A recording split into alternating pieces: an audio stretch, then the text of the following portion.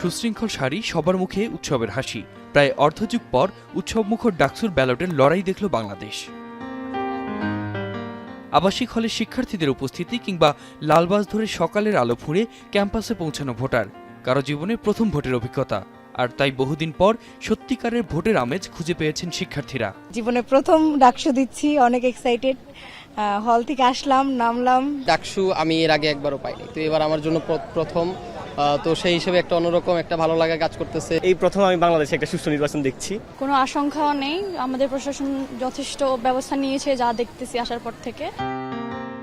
সকাল 8টা থেকে বিশ্ববিদ্যালয়ের 8টি কেন্দ্রে একযোগে শুরু হয় ভোট গ্রহণ। দেখে মনে হয় সহপাঠী, হলে রুমমেট বা অনুজ অগ্রজদের এক আনন্দ মেলা। দেশের সর্বোচ্চ বিদ্যাপীঠের এই গণতান্ত্রিক যাত্রা থেকে হতে পারে এক নতুন বাংলাদেশের পাথেয়। ছাত্রদের পাশাপাশি ছাত্রীদের উপস্থিতিতে মুখর হয়ে ওঠে ভোটকেন্দ্রগুলো। দলমত নির্বিশেষে শিক্ষার্থীদের অংশগ্রহণে উৎসবের আবহ ছড়িয়ে পড়ে ক্যাম্পাস জুড়ে।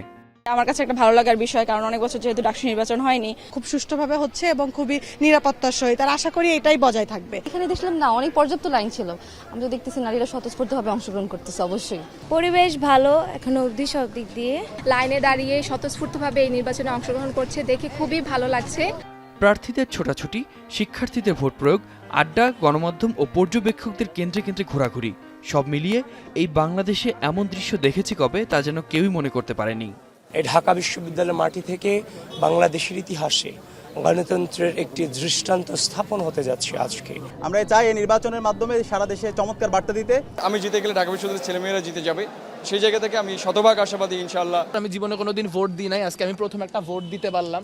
ভোটটা কাস্ট করার পর আমার কাছে মনে হইতেছে যে আমি এমনি জিতে গেছি। এত বছর পর ডাকসু হচ্ছে, আমাদের মনে হচ্ছে ভোটাররা তাদের যোগ্য প্রার্থী তারা নিজে নির্বাচন করবেন।